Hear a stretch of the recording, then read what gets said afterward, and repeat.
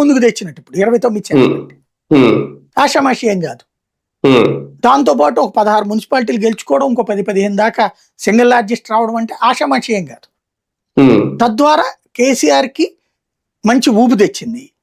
Minus ఏంటయ్యా అంటే ఇంతకంటే ఇంకా పెర్ఫార్మెన్స్ ఎక్కువ ఎక్స్పెక్టేషన్ ఉంటుంది.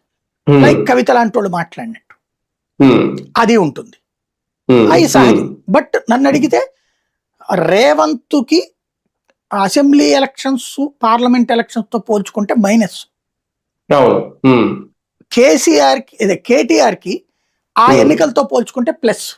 ఇది అది లెక్క. బీజేపీ పుంజుకుంది అనమాట. మరి ఒక రకంగా ఆ ఓట్ 16% అంటే బీజేపీ పుంజుకుందనే అనుకోవాలి. 1998 తర్వాత లోకల్ బాడీస్ ఎలక్షన్స్ లో కూడా ఆ శాతం ఓట్లు సాధించింది. అది అంటే ఇక అసెంబ్లీలో 98లో 18% సాధించింది బీజేపీ. ఆంధ్రాలో 22% దాకా, తెలంగాణలో 18% సాధించింది అప్పుడు. దాంతో పోల్చుకుంటే ఆ తర్వాత ఉట్టి పార్లమెంట్ ఎన్నికల్లో వస్తుంది అది 30-40% దాకా.